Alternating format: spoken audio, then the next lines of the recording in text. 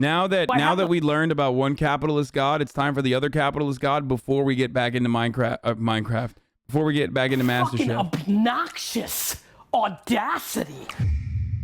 This morning, on a nice little Sunday, show 'em D-Rock, it's a nice Sunday. I woke up with a chip on my shoulder to talk about this audacity, this fucking audacity that so many people have, that they think that this one fucking person of 8 billion, you, I'm talking to you, that your judgment if NFTs is a good idea or not, or if collecting marbles, show it, or collecting old Transformers, show it, or fucking some cup from the 1800s, fucking show it. I went on a rant on Twitter to talk about this ridiculousness. Most people live in their either or. It's why there are so many real problems in the world people struggle with. The concept of both and it's too bad. What is this, an NFT? Like, what the fuck? This sounds like one of those things that you guys are write in the chat to get me to fucking read it, but it doesn't actually make any sense. And then I fucking pause on it and I try to read it over and over again until boom, too late. I've been debated. It's like not even a fucking real paragraph that you wrote. It also shows its hand in new technology. You can be into NFTs and physical goods. I'm about to buy a lot of cardboard. What? That people think the world is either or instead of and. You're so addicted with or. No, this is good and that's not. Like, collectible watches are smart, collectible fucking sneakers are smart, but Thundercats are not. Jackson Pollock good. The beautiful part about this take is that, like, all of what he is referencing abso-fucking-lutely revolves around a speculative market, a secondary marketplace where people speculate on the price point of certain things, okay? So from a capitalist point of view, yes, it's all subjective, and yes, he is right. NFTs in and of itself are just as bullshit as like prior versions of NFTs. But the main difference between an NFT and these things that he's mentioning is that there's at least a physical property attached to it, okay? So, like, in its essence, in the energy, when he talks about like Thundercats, those are collectible items. It's like, yes, if enough people say that that piece of garbage is actually fucking, worth something, then technically it's worth something. It's worth the value of whatever the fuck people are, whatever the value people decide it is, okay? Like, that is fine. This is his point in a meme. The fictional economy, fake, made up, fictional. The crypto economy, double fake, double made up, double fictional, featuring Matt Damon. The financial economy, fake, made up, fictional. I didn't even read the financial economy as financial. I read it as fictional economy. Look at that. Such a good leftist. Anyway. It's an and FT, not an or FT. I love that. Okay, hold on. Sports cards bad, sports cars good, fucking handbags. Who the fuck?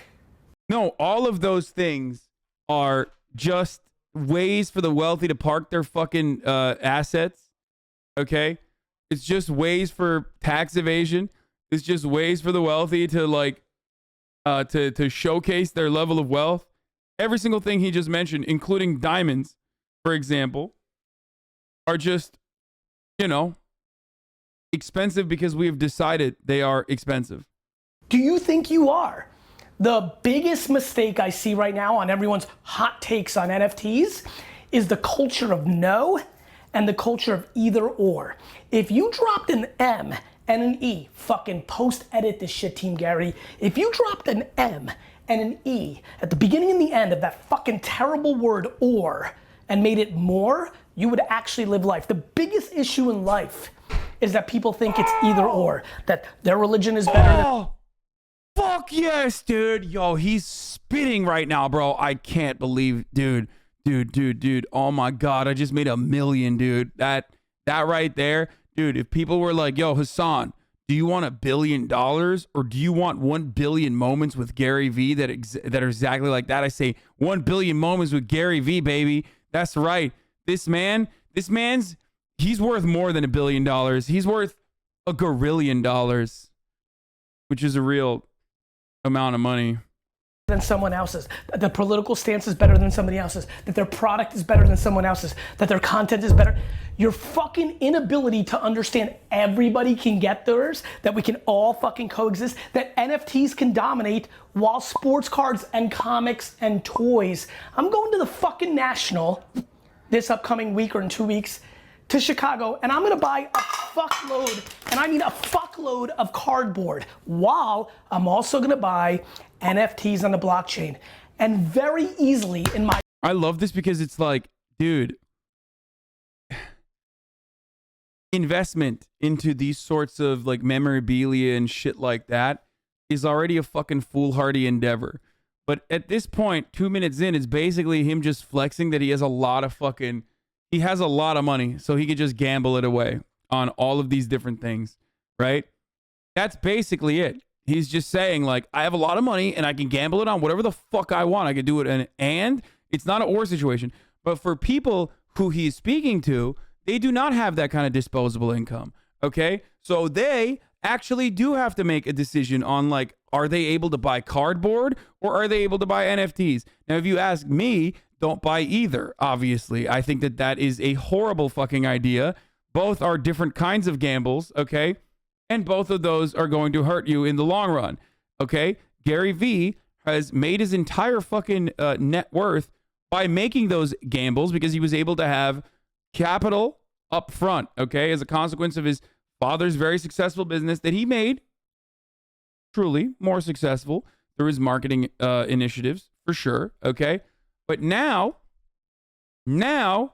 after the original upfront capital that he got from that situation, he was able to make what is known as angel investments. So for every fucking 20 bad investments that he dumped like 10K into or 20K into, okay, he could operate like a VC and end up striking gold with one of his investments and hit a whale. This is the entire economy around Silicon Valley. So that's precisely why he can do that exact same thing, but with, you know, these material goods that he purchases. Oh. My fucking heart and in my soul and in my brain and in my fucking essence. What? I find it extremely annoying when you don't give and material real argument on NFTs. Now I will eat my burrito by myself with what? With no gram fit chicks because you wanted to get stun locked. No, I'm gonna do gram fit chicks in a second. Sorry, don't worry, you will eat the burrito with Master Chef, okay? Pumped, D-Rock. In my essence, it's very easy for those things to coexist. And the shit that I'm not interested in, watches, sports cards, handbags, antiques from fucking Europe, and the other trillion fucking things, including, stick with me now, the other things I don't give a fuck about investing in, like, stick with me now, real estate. You know how many fucks I give about... Wait, okay, that's bananas, bro. At least like with the real estate market, like, as far as an investment in the real estate market goes, like, the government does its very best to fucking protect that asset, okay? Because a lot of Americans are engaging in that. A lot of Americans see homeownership as an investment vehicle. There is no such protection for shoes, dude. Okay? It's all purely speculative. There's no, like, control mechanism, okay? There's no, like, government stopping you from making new Supreme shoes. Like, if Supreme wanted it, they could just totally fucking destroy the market value of a particular type of shoe that you own. Putting my money into real estate? Zero. Meanwhile, do I understand that some people do well? Almost everybody. That's an icon in real estate. I don't understand. Like, I mean, look, you know me. I'm, like, not big investment Andy at all. But at the very least, like...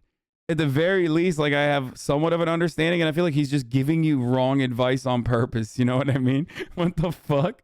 Well, I guess he's not giving you wrong advice. He's giving you good advice for him, because good advice for him is, you know, you get invested into the NFTs as well, so he can sell you his OpenSea dog shit that he's shilling out for, like, you know, hundreds of thousands of dollars, and then you get caught holding the bag.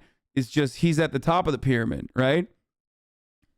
And buy sports teams, Steve. Like, do I understand it? Yes. But do I have the fucking obnoxious audacity to think my fucking one opinion of not being interested in making passive income in real estate is right? No, I do not. This world is an and world. And every fucking person that thinks it's an or world will continue to fucking lose and cry and fucking leave hate because you're fucking sad because you think the world is limited when it's fucking not. So figure it the fuck out. The world is about and. The world is about more. And the more you put passion. I also love that, like, a lot of people make it seem like there's an endless amount of wealth and that it is not a fucking end. It's not a zero-sum game when capitalism quite literally is, because someone always has to be fucking cleaning the toilets. So homies like this literally tell you that, like, no, trust me, like, you will not clean the toilets anymore if you listen to me. But, like, quite literally, they are reinforcing that same cycle of, you know, subjugating you into toilet cleaning for the rest of your life by doing this very same thing, and also by lying about the reality under capitalism. Whereas at the very least, I tell you, like, listen, someone has to clean the toilets, but, like, the person who's cleaning the toilets should get a, you know, larger share of the profits, and that there should be more of a democratic organization around toilet cleaning, you know, because the toilet cleaner is also putting a lot of effort and energy into the company, way more than it's currently being paid. That's the difference. Into leaving little snide also, yes, we are going to die from climate change 100%. Yes. Comments or thinking you're right over a drink or it's a fad. You said fucking social was a fad, dick. You said TikTok was a fad, asshole. You said the internet was a fad. You said you. Cool, bro. Who the fuck said the internet was a fad, dude? Those people are dead. Like my dad didn't think the internet was a fad, and he's like 60 plus years old. You know what I mean? Like, who the fuck? Paul Krugman did? Nobel laureate, dude. Nice.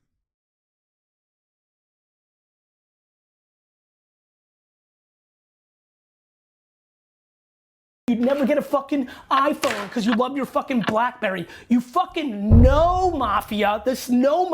Wait, what?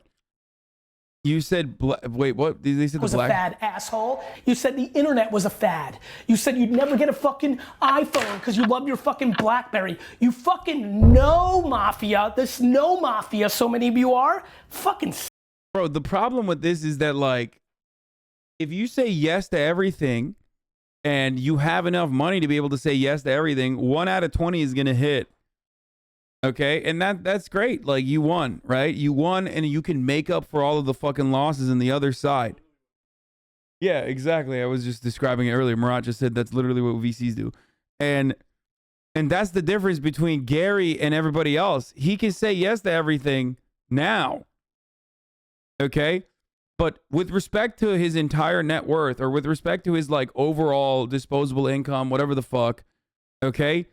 He's not making a decision that is as big as a percentage of, like, his yearly fucking revenue as you are if you are going to make an investment decision when you're living in a situation where you're a worker and the budget shortfall is built into your fucking existence. Okay? Yeah, it is like streamers gambling. Exactly like streamers fucking gambling. Like, they can do it, partially because they're getting paid to do so, partially because they're gambling with the house money. You can't, because you're not doing that. Don't fucking do that. Sucks. It fucking sucks.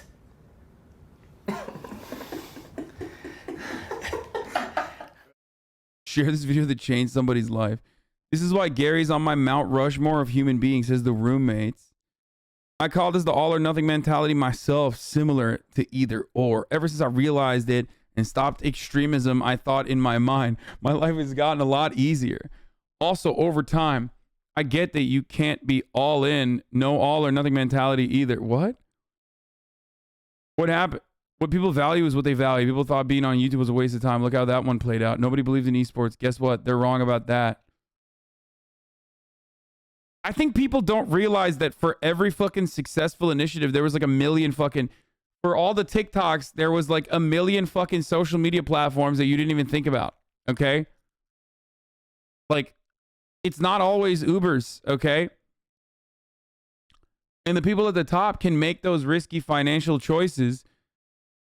You know, that's it. Like, they can make that, but you can't.